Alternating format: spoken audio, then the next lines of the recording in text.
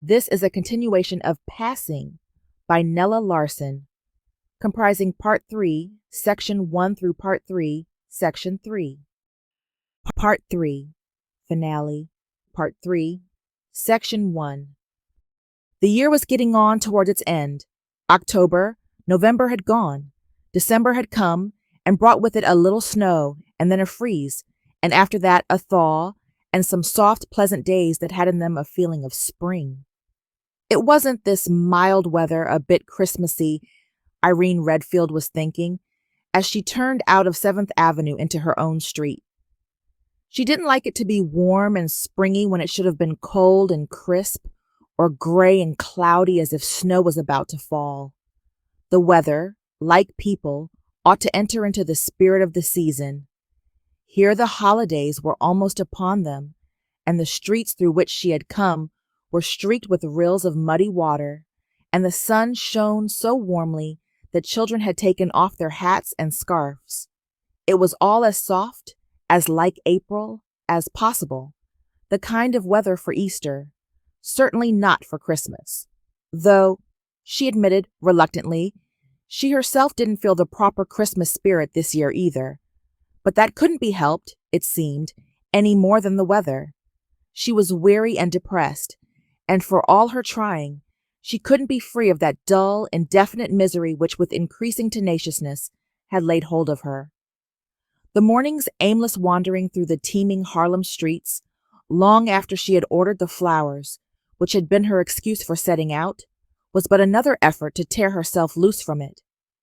She went up the cream stone steps, into the house and down to the kitchen. There were to be people in to tea. But that, she found, after a few words with Sadie and Zelena, need give her no concern. She was thankful. She didn't want to be bothered. She went upstairs and took off her things and got into bed. She thought, bother those people coming to tea. She thought, if I could only be sure that at bottom it's just Brazil. She thought, whatever it is, if I only knew what it was, I could manage it. Brian again, unhappy, restless, withdrawn, and she, who had prided herself on knowing his moods, their causes, and their remedies, had found it first unthinkable and then intolerable, that this, so like and yet so unlike those other spasmodic restlessnesses of his, should be to her incomprehensible and elusive. He was restless and he was not restless. He was discontented, yet there were times when she felt he was possessed of some intense secret satisfaction, like a cat who had stolen the cream. He was irritable with the boys, especially Junior. For Ted, who seemed to have an uncanny knowledge of his father's periods of off moods, kept out of his way when possible. They got on his nerves, drove him to violent outbursts of temper, very different from his usual gently sarcastic remarks that constituted his idea of discipline for them. On the other hand, with her he was more than customarily considerate and abstemious, and it had been weeks since she had felt the keen edge of his irony. He was like a man marking time, waiting. But what was he waiting for? It was extraordinary that, after all these years of accurate perception, she now lacked the talent to discover what that appearance of waiting meant. It was the knowledge that, for all her watching, all her patient study, the reason for his humor still eluded her, which filled her with foreboding dread. That guarded reserve of his seemed to her unjust, inconsiderate, and alarming. It was as if he had stepped out beyond her reach into some section, strange and walled, where she could not get at him. She closed her eyes, thinking what a blessing it would be if she could get a little sleep before the boys came in from school. She couldn't, of course, though she was so tired, having had of late so many sleepless nights. Nights filled with questionings and premonitions. But she did sleep, several hours. She wakened to find Brian standing at her bedside looking down at her, an unfathomable expression in his eyes. She said, I must have dropped off to sleep, and watched a slender ghost of his old amused smile pass over his face. It's getting on to 4, he told her, meaning she knew that she was going to be late again. She fought back the quick answer that rose to her lips and said instead, "I'm getting right up. It was good of you to think to call me." She sat up. He bowed. "Always the attentive husband, you see." "Yes, indeed. Thank goodness everything's ready. Except you. Oh, and Claire's downstairs." "Claire? What a nuisance. I didn't ask her. Purposely? I see. Might a mere man ask why? Or is the reason so subtly feminine that it wouldn't be understood by him?" A little of his smile had come back. Irene, who was beginning to shake off some of her depression under his familiar banter, said almost gaily, "Not at all. It just happens that this party happens to be for Hugh, and that Hugh happens not to care a great deal for Claire. Therefore I, who happened to be giving the party, didn't happen to ask her. Nothing could be simpler, could it?" "Nothing. It's so simple that I can easily see beyond your simple explanation and surmise that Claire probably just never happened to pay Hugh the admiring attention that he happens to consider no more than his just due. Simplest thing in the world." Irene exclaimed in amazement, "Why, I thought you liked Hugh." "You don't. You can't believe anything so idiotic." "Well, Hugh does think he's God, you know." "That," Irene declared, getting out of bed, "is absolutely not true. He thinks ever so much better of himself than that, as you, who know and have read him, ought to be able to guess. If you remember what a low opinion he has of God, you won't make such a silly mistake." She went into the closet for her things and, coming back, hung her frock over the back of a chair and placed her shoes on the floor beside it. Then she sat down before her dressing table. Brian didn't speak. He continued to stand beside the bed, seeming to look at nothing in particular. Certainly not at her. True, his gaze was on her, but in it there was some quality that made her feel that at that moment she was no more to him than a pane of glass through which he stared. At what? She didn't know, couldn't guess, and this made her uncomfortable. Piqued her. She said, "It just happens that Hugh prefers intelligent women." Plainly he was startled. "Do you mean that you think Claire is stupid?" he asked, regarding her with lifted eyebrows, which emphasized the disbelief of his voice. She wiped the cold cream from her face before she said, "No, I don't. She isn't stupid. She's intelligent enough in a purely feminine way. 18th century France would have been a marvelous setting for her, or the Old South if she hadn't made the mistake of being born a Negro." "I see. Intelligent enough to wear a tight bodice and keep bowing swains whispering compliments and retrieving dropped fans. Rather a pretty picture. I take it, though, as slightly feline in its implication." "Well then, all I can say is that you take it wrongly. Nobody admires Claire more than I do, for the kind of intelligence she has, as well as for her decorative qualities. But she hasn't, oh, I can't explain it. Take Bianca, for example, or, to keep to the race, Felice Freeland. Looks and brains. Real brains that can hold their own with anybody. Claire has got brains of a sort, the kind that are useful too. Acquisitive, you know. But she'd bore a man like Hugh to suicide. Still, I never thought that even Claire would come to a private party to which she hadn't been asked. But it's like her." For a minute there was silence. She completed the bright red arch of her full lips. Brian moved toward the door. His hand was on the knob. He said, "I'm sorry, Irene. It's my fault entirely. She seemed so hurt at being left out that I told her I was sure you'd forgotten and to just come along." Irene cried out, "But Brian, and stopped, amazed at the fierce anger that had blazed up in her. Brian's head came round with a jerk.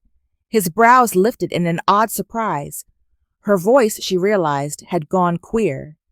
But she had an instinctive feeling that it hadn't been the whole cause of his attitude. And that little straightening motion of the shoulders, hadn't it been like that of a man drawing himself up to receive a blow? Her fright was like a scarlet spear of terror leaping at her heart. Claire Kendry. So that was it. Impossible. It couldn't be. In the mirror before her, she saw that he was still regarding her with that air of slight amazement. She dropped her eyes to the jars and bottles on the table and began to fumble among them with hands whose fingers shook slightly. "Of course," she said carefully. "I'm glad you did. And in spite of my recent remarks, Claire does add to any party. She's so easy on the eyes." When she looked again, the surprise had gone from his face and the expectancy from his bearing. "Yes," he agreed. "Well, I guess I'll run along. One of us ought to be down, I suppose." "You're right.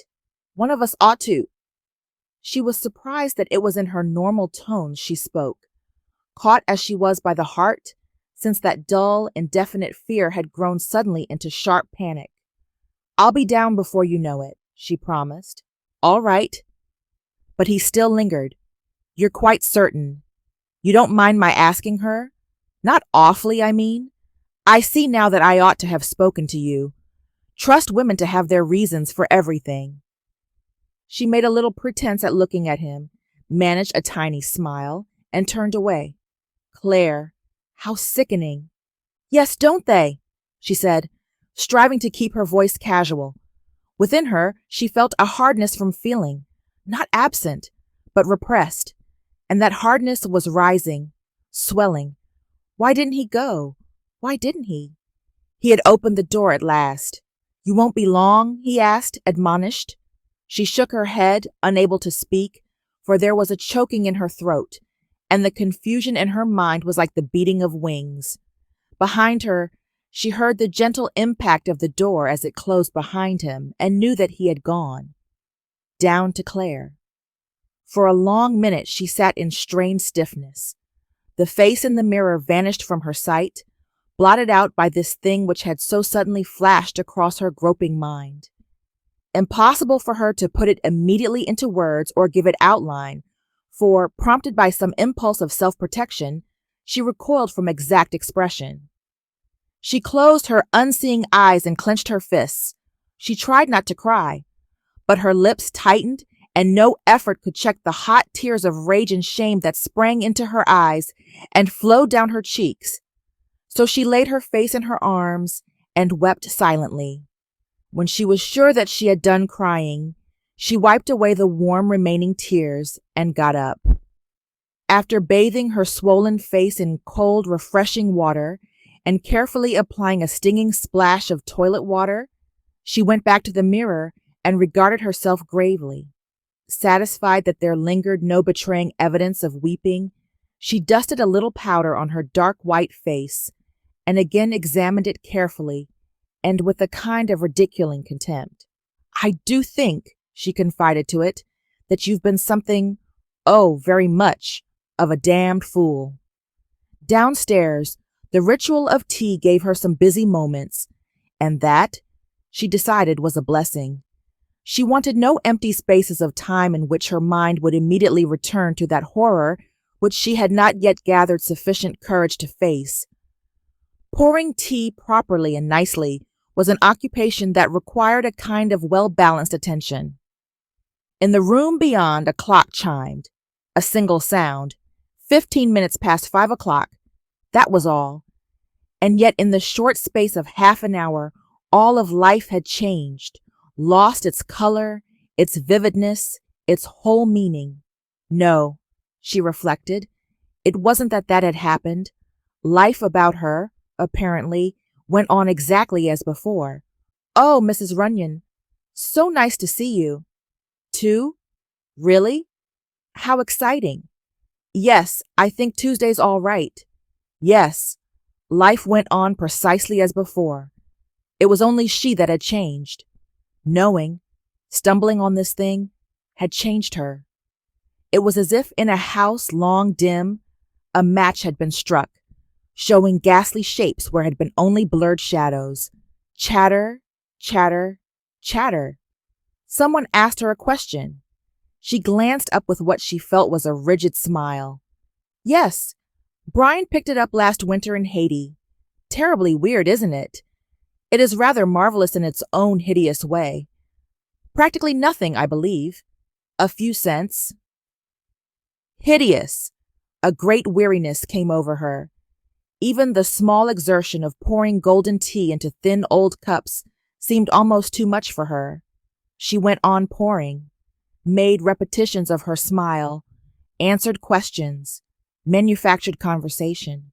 She thought, I feel like the oldest person in the world with the longest stretch of life before me. Josephine Baker? Number I've never seen her. Well, she might have been in. Shuffle along when I saw it, but if she was, I don't remember her. Oh, but you're wrong. I do think Ethel Waters is awfully good. There were the familiar little tinkling sounds of spoons striking against frail cups, the soft running sounds of inconsequential talk, punctuated now and then with laughter. In irregular small groups, disintegrating, coalescing, striking just the right note of disharmony, disorder in the big room, which Irene had furnished with a sparingness that was almost chaste, moved the guests with that slight familiarity that makes a party a success. On the floor and the walls, the sinking sun threw long, fantastic shadows, so like many other tea parties she had had, so unlike any of those others. But she mustn't think yet. Time enough for that after. All the time in the world. She had a second's flashing knowledge of what those words might portend. Time with Brian. Time without him. It was gone, leaving in its place an almost uncontrollable impulse to laugh, to scream, to hurl things about. She wanted suddenly to shock people, to hurt them, to make them notice her, to be aware of her suffering. Hello, Dave. Felice. Really, your clothes are the despair of half the women in Harlem. How do you do it? Lovely. Is it Worth or Lanvin? Oh, Amir Babani. Merely that, Felice Freeland acknowledged. Come out of it, Irene, whatever it is. You look like the second gravedigger. Thanks for the hint, Felice. I'm not feeling quite up to par. The weather, I guess. Buy yourself an expensive new frock, child. It always helps. Any time this child gets the blues, it means money out of Dave's pocket. How are those boys of yours? The boys. For once she'd forgotten them. They were, she told Felice, very well.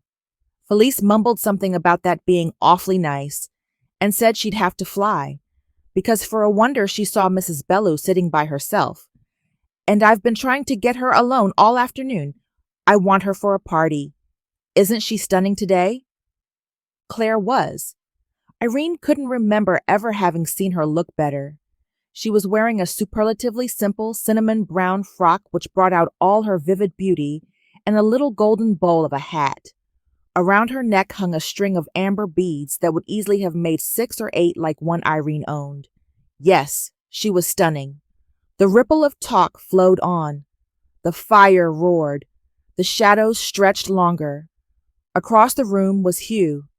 He wasn't, Irene hoped, being too bored. He seemed as he always did, a bit aloof, a little amused, and somewhat weary. And as usual, he was hovering before the bookshelves. But he was not, she noticed, looking at the book he had taken down. Instead, his dull, amber eyes were held by something across the room. They were a little scornful. Well, Hugh had never cared for Claire Kendry. For a minute, Irene hesitated, then turned her head, though she knew what it was that held Hugh's gaze. Claire, who had suddenly clouded all her days. Brian, the father of Ted and Junior. Claire's ivory face was what it always was, beautiful and caressing. Or maybe today a little masked, unrevealing, unaltered and undisturbed by any emotion within or without. Brian seemed to Irene to be pitiably bare. Or was it too as it always was? That half-effaced seeking look, did he always have that? Queer, that now she didn't know, couldn't recall. Then she saw him smile, and the smile made his face all eager and shining. Impelled by some inner urge of loyalty to herself, she glanced away, but only for a moment. And when she turned towards them again, she thought that the look on his face was the most melancholy and yet the most scoffing that she had ever seen upon it. In the next quarter of an hour, she promised herself to Bianca Wentworth in 62nd Street, Jane Tennant at 7th Avenue and 150th Street, and the Dashields in Brooklyn for dinner, all on the same evening and at almost the same hour. Oh well, what did it matter? She had no thoughts at all now, and all she felt was a great fatigue. Before her tired eyes, Claire Kendry was talking to Dave Freeland. Scraps of their conversation, in Claire's husky voice, floated over to her. Always admired you. So much about you long ago. Everybody says so. No one but you. And more of the same.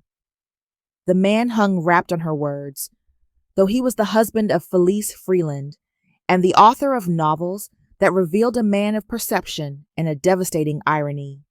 And he fell for such pish-posh, and all because Claire had a trick of sliding down ivory lids over astonishing black eyes and then lifting them suddenly and turning on a caressing smile.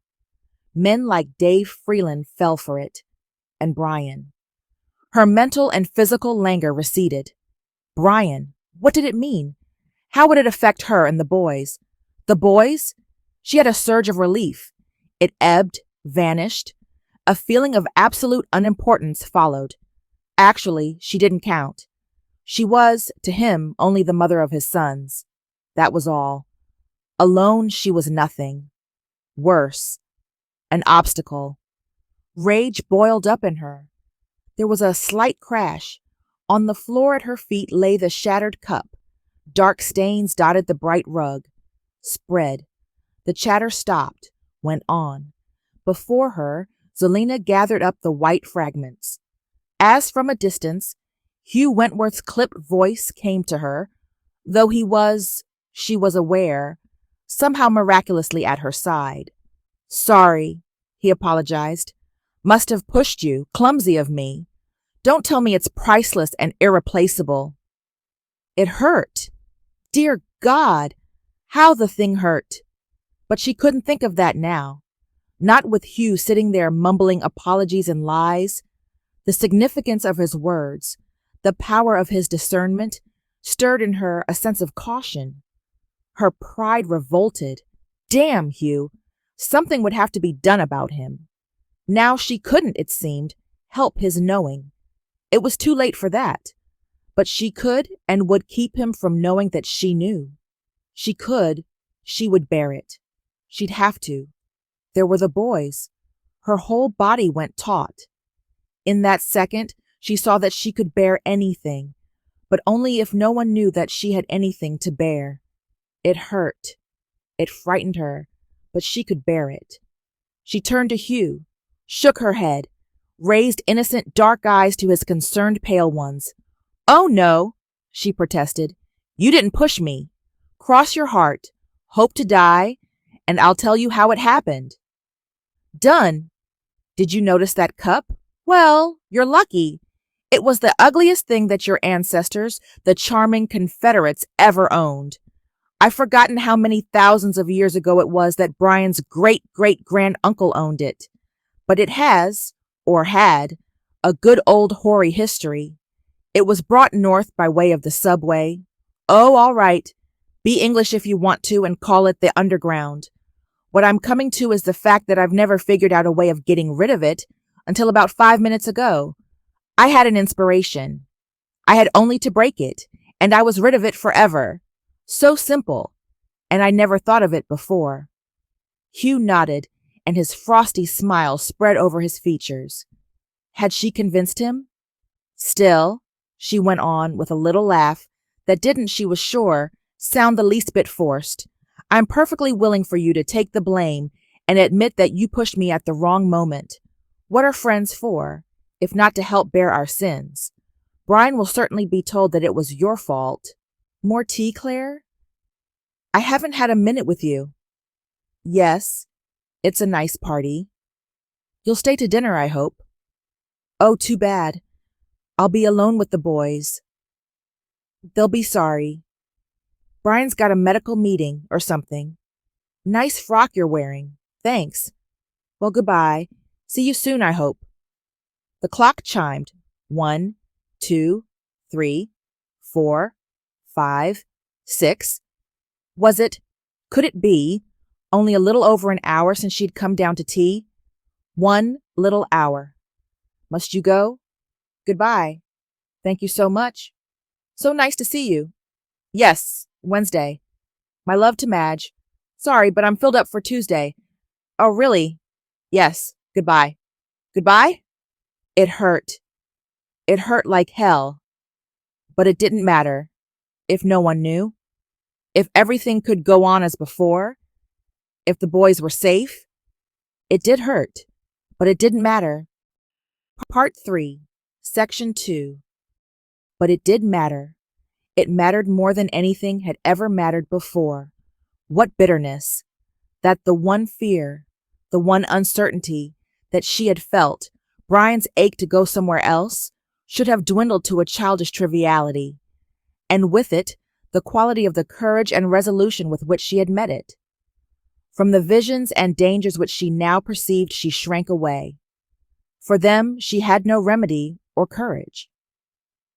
Desperately, she tried to shut out the knowledge from which had risen this turmoil, which she had no power to moderate or still within her, and half succeeded, for, she reasoned, what was there, what had there been, to show that she was even half correct in her tormenting notion? Nothing. She had seen nothing, beard nothing. She had no facts or proofs. She was only making herself unutterably wretched by an unfounded suspicion. It had been a case of looking for trouble and finding it in good measure. Merely that.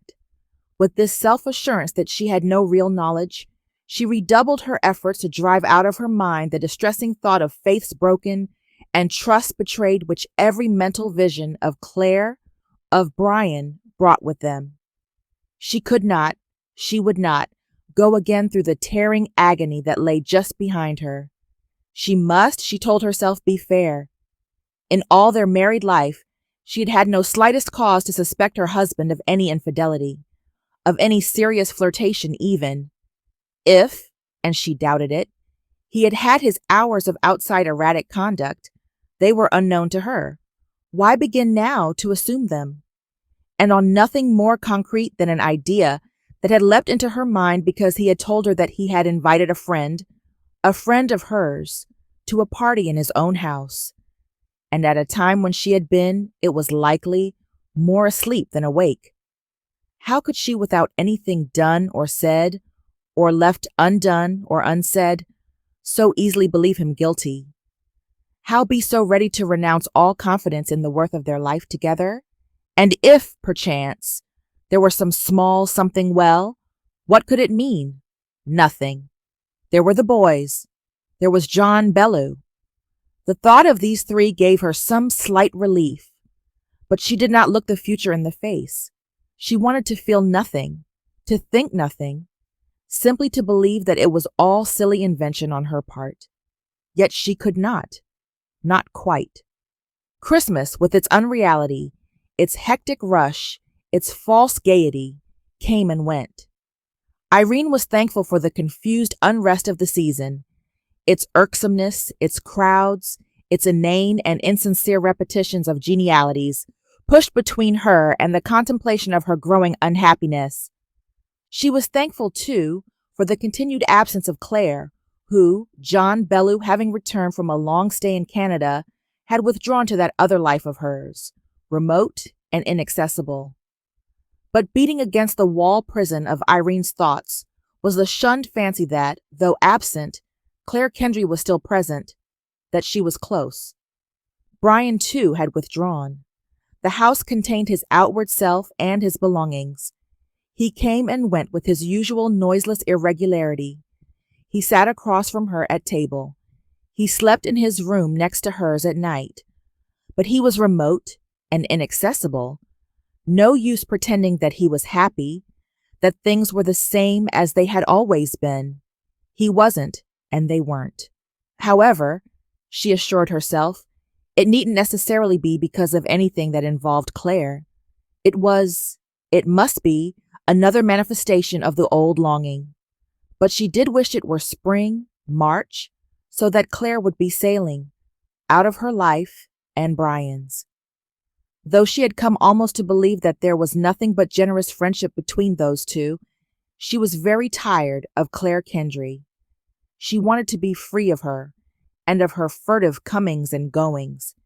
If something would only happen, something that would make John Bellew decide on an earlier departure, or that would remove Claire. Anything. She didn't care what. Not even if it were that Claire's Marjorie were ill or dying. Not even if Bellew should discover. She drew a quick, sharp breath, and for a long time sat staring down at the hands in her lap. Strange. She had not before realized how easily she could put Claire out of her life. She had only to tell John Bellew that his wife, no, not that. But if he should somehow learn of these Harlem visits, why should she hesitate? Why spare Claire? But she shrank away from the idea of telling that man, Claire Kendry's white husband, anything that would lead him to suspect that his wife was a Negro. Nor could she write it, or telephone it, or tell it to someone else who would tell him. She was caught between two allegiances, different, yet the same. Herself, her race. Race! The thing that bound and suffocated her. Whatever steps she took, or if she took none at all, something would be crushed. A person or the race. Claire, herself, or the race. Or it might be all three. Nothing, she imagined, was ever more completely sardonic. Sitting alone in the quiet living room in the pleasant firelight, Irene Redfield wished, for the first time in her life, that she had not been born a Negro. For the first time she suffered and rebelled because she was unable to disregard the burden of race. It was, she cried silently, enough to suffer as a woman, an individual, on one's own account, without having to suffer for the race as well. It was a brutality, and undeserved. Surely no other people so cursed as Ham's dark children. Nevertheless, her weakness, her shrinking, her own inability to compass the thing, did not prevent her from wishing fervently that, in some way with which she had no concern, John Bellew would discover, not that his wife had a touch of the tar brush, Irene didn't want that, but that she was spending all the time that he was out of the city in Black Harlem. Only that. It would be enough to rid her forever of Claire Kendry. Part 3, Section 3. As if in answer to her wish, the very next day Irene came face to face with Bellew. She had gone downtown with Felice Freeland to shop. The day was an exceptionally cold one, with a strong wind that had whipped a dusky red into Felice's smooth golden cheeks and driven moisture into Irene's soft brown eyes. Clinging to each other, with heads bent against the wind, they turned out of the avenue into 57th Street.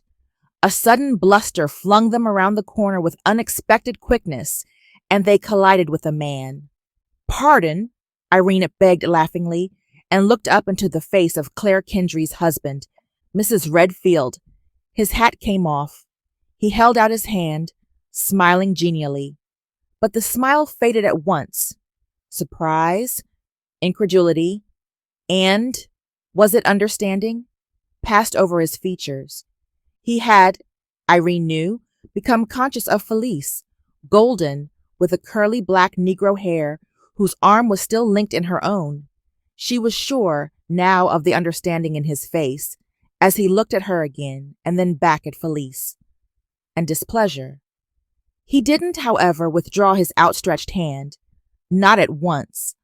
But Irene didn't take it. Instinctively, in the first glance of recognition, her face had become a mask. Now she turned on him a totally uncomprehending look, a bit questioning. Seeing that he still stood with hand outstretched, She gave him the cool, appraising stare which she reserved for mashers, and drew Felice on.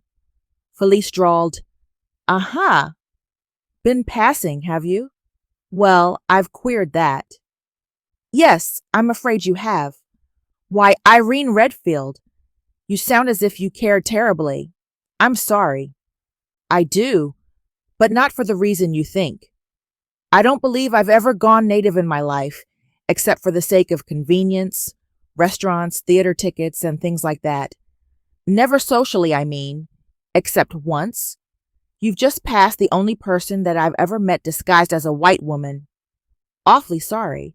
Be sure your sin will find you out and all that. Tell me about it." "I'd like to. It would amuse you, but I can't." Felisa's laughter was as languidly nonchalant as her cool voice. "Can it possible that the honest Irene has— Oh, do look at that coat. There, the red one. Isn't it a dream?" Irina was thinking, "I had my chance and didn't take it. I had only to speak and to introduce him to Felice with the casual remark that he was Claire's husband. Only that. Fool! Fool! That instinctive loyalty to a race. Why couldn't she get free of it? Why should it include Claire? Claire, who'd shown little enough consideration for her and hers. What she felt was not so much resentment as a dull despair because she could not change herself in this respect, could not separate individuals from the race, herself from Claire Kendry. "Let's go home, Felice. I'm so tired I could drop. Why, we haven't done half the things we planned." "I know, but it's too cold to be running all over town. But you stay down if you want to." "I think I'll do that if you don't mind." And now another problem confronted Irene. She must tell Claire of this meeting. Warn her. But how? She hadn't seen her for days. Writing and telephoning were equally unsafe. And even if it was possible to get in touch with her, what good would it do? If Bellew hadn't concluded that he'd made a mistake, if he was certain of her identity, and he was nobody's fool-telling, Claire wouldn't avert the results of the encounter. Besides, it was too late. Whatever was in store for Claire Kendry had already overtaken her. Irene was conscious of a feeling of relieved thankfulness at the thought that she was probably rid of Claire, and without having lifted a finger or uttered one word. But she did mean to tell Brian about meeting John Biailou, but that, it seemed, was impossible. Strange. Something held her back. Each time she was on the verge of saying, "I ran into Claire's husband on the street downtown today. I'm sure he recognized me, and Felice was with me," she failed to speak. It sounded too much like the warning she wanted it to be. Not even in the presence of the boys at dinner could she make the bare statement. The evening dragged. At last she said goodnight and went upstairs, the words unsaid. She thought, why didn't I tell him? Why didn't I? If trouble comes from this, I'll never forgive myself. I'll tell him when he comes up. She took up a book, but she could not read, so oppressed was she by a nameless foreboding. What if Bellew should divorce Claire? Could he? There was the Rhinelander case, but in France, in Paris, such things were very easy. If he divorced her, if Claire were free, but of all the things that could happen, that was the one she did not want. She must get her mind away from that possibility. She must. Then came a thought which she tried to drive away. If Claire should die, then— oh, it was vile. To think, yes, to wish that. She felt faint and sick, but the thought stayed with her. She could not get rid of it. She heard the outer door open, close. Brian had gone out. She turned her face into her pillow to cry, but no tears came. She lay there awake, thinking of things past, of her courtship and marriage and Junior's birth, of the time they had bought the house in which they had lived so long and so happily, of the time Ted had passed his pneumonia crisis and they knew he would live, and of other sweet, painful memories that would never come again. Above everything else she had wanted, had striven, to keep undisturbed the pleasant routine of her life. And now Claire Kendry had come into it. and with her, the menace of impermanence. Dear God, she prayed, make March come quickly. By and by she slept. This concludes the fifth part of 6 total of Passing by Nella Larsen, produced by Best Audiobooks for Free.